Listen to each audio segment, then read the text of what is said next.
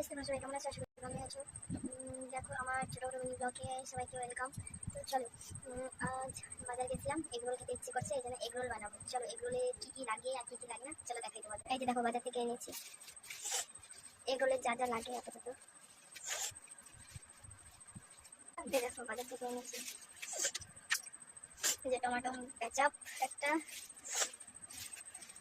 আমাদের বাড়িতে 4 জন আছে, 4টা ডিম,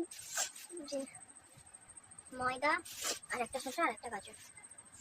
তো চলো এবারে তাড়াতাড়ি কাজটা করা যাক, ওগুলোকে সাইডে রেখে দিই। যে জাম নিয়ে নিয়েছি, জাম, ময়দা, জাম নিয়েছি, ময়দা নিয়েছি, লবণ আর জলপত্র। চলো এটাকে আবার মাখানো যাক। এই যে দেখো বন্ধুরা, আমি লবণ নিয়ে নিয়েছি আর ময়দাটাকে ঢেলে দিয়েছি। এবারে 1 কাপ করে জল দেবো, দিয়ে মাখবো ডোটা।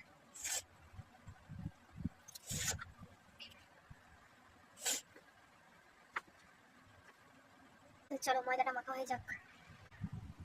দেখো আমার হয়ে গেছে আটা, ময়দাটা একদম মাখা হয়ে গেছে। এবারে উপরে একটু তেল দিয়ে ঢাকনা দিয়ে দেবো। দেখো আমার তেল মাখানো হয়ে গেছে, এবারে ঢাকনা দিয়ে দেবো, তারপরে ডিমগুলো ফেটাবো। দেখো গাইস, এবার গ্লাস আর চামচ নিয়ে নিয়েছি। এই যে ডিম, লবণ, হলুদ আর লঙ্কা। চলো এবারে হয়ে যাক। তো চলো, তো দেখো ডোটা একদম নরম হয়ে গেছে, একদম হাত গলে যাচ্ছে, নরম সফট দেখতে বলে। তো চলো, এই যে আমাদের এসে গেছে,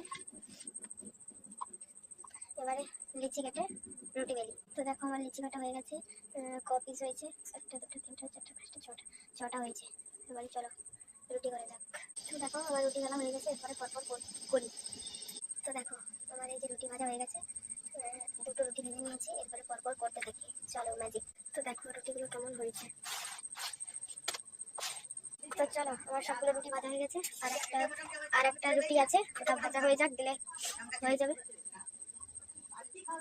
তো চলো কড়াই তেল দিয়ে দিয়েছি, এবারে ডিমটা দেওয়া হবে।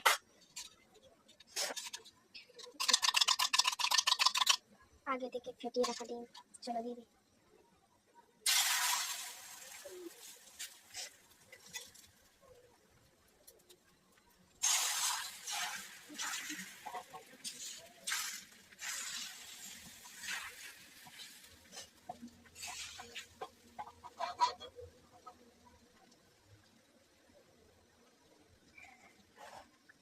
আমার শরীরটা ভালো না, এই জন্য ভয়েসটা হয়তো কেমন হচ্ছে, একটু ভয়েসটাকে এড়িয়ে যেও সবাই।